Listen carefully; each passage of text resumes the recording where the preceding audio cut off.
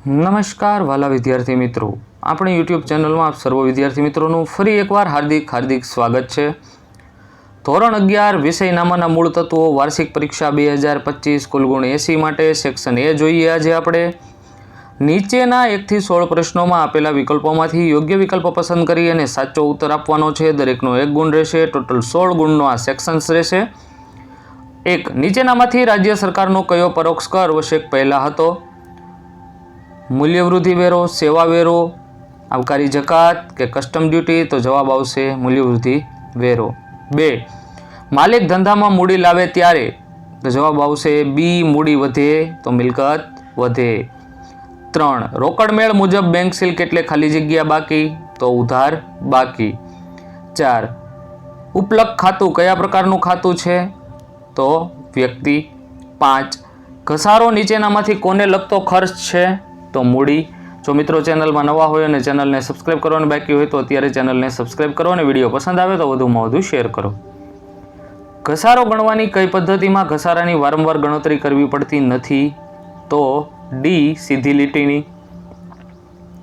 સામાન્ય અનામત ખાલી જગ્યા ઉધારીને ઊભું કરવામાં આવે છે? તો નફા નુકસાન ફાળવણી ખાતું।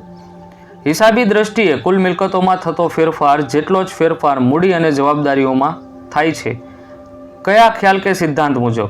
તો દ્વિઅસરના। 9. રોકાણ વધઘટ ભંડોળ એ કયા સિદ્ધાંત મુજબ ઊભું કરવામાં આવે છે? તો બી, ડાપણ યોગ્યતાના। 10. આંતરરાષ્ટ્રીય હિસાબી ધોરણ સમિતિ IASC ની સ્થાપના કઈ સાલમાં કરવામાં આવી હતી? તો 1973માં। મૂડી પ્રકારના ખર્ચા ક્યાં દર્શાવાય છે? તો પાકા સરવૈયામાં મિલકતો બાજુ।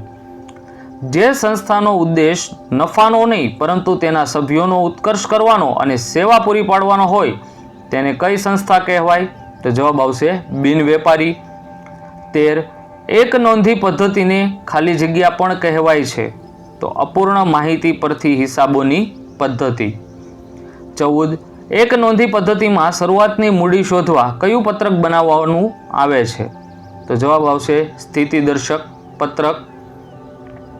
15. આઉટપુટ ડિવાઇસમાં કોનો સમાવેશ થાય છે?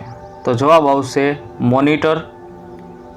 16મો પ્રશ્ન, બજારમાં તૈયાર મળતા સોફ્ટવેરમાં ગ્રાહકની જરૂરિયાત અનુસાર ફેરફાર કરવામાં આવે તો તેને કયું સોફ્ટવેર કહેવામાં આવે છે?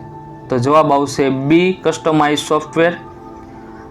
આવા જ દરેક સેક્શનના દરેક સબ્જેક્ટના વિડીયો એક પછી એક આપણી યુટ્યુબ ચેનલની અંદર મુકાઈ ચૂક્યા છે। જોવાના બાકી હોય તો અત્યારે જોઈ લેજો।